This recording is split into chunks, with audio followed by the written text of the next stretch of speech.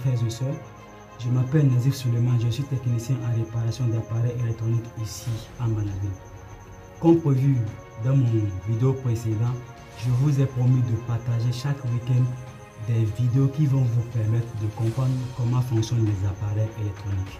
Pour ne pas rater mes prochaines vidéos, vous pouvez vous abonner à ma chaîne YouTube et activer la cloche de notification. Aimez et partagez mes vidéos pour me soutenir.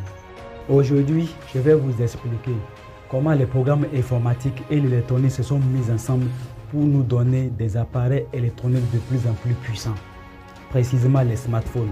Pendant la fabrication des smartphones, les fabricants posent les pièces dans les places prévues. Le processeur, c'est la pièce principale du smartphone. À lui seul, il intègre plusieurs d'autres pièces.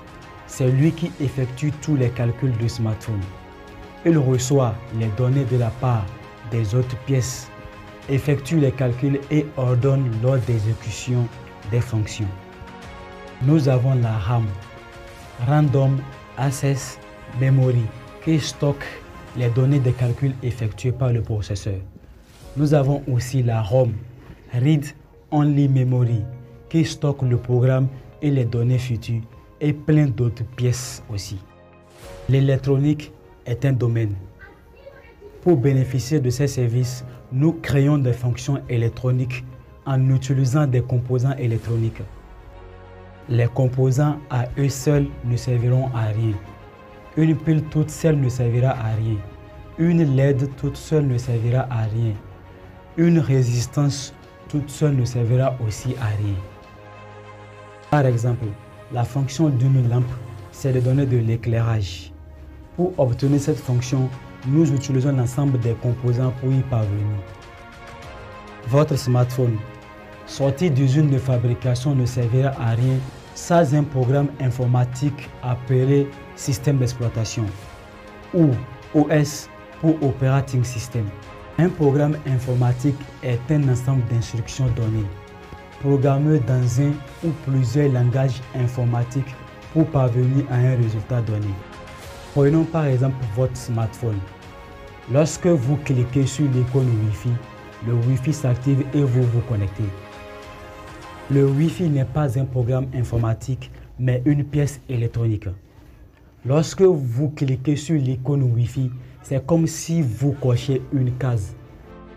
Cette case étant cochée, vous demandez au programme informatique de mettre en marche la pièce électronique chargée de la connexion Wi-Fi.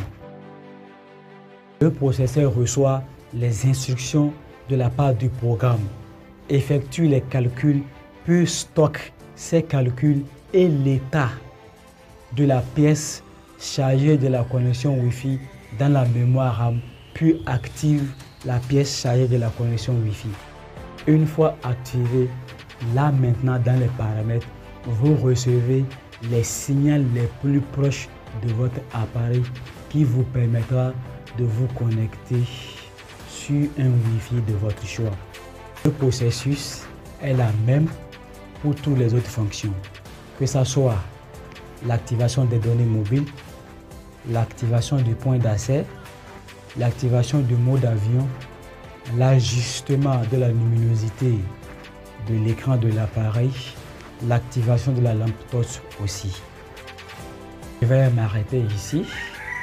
Nous allons continuer dans une autre épisode par la grâce de Dieu, toujours sur le même thème, comment fonctionnent les appareils électroniques. Dans le prochain épisode à venir, là nous allons entrer en profondeur. Je vais vous expliquer comment les applications que nous téléchargeons dans nos portables, comment ils interagissent avec le système d'exploitation lui-même. Merci de m'avoir suivi et à la prochaine fois.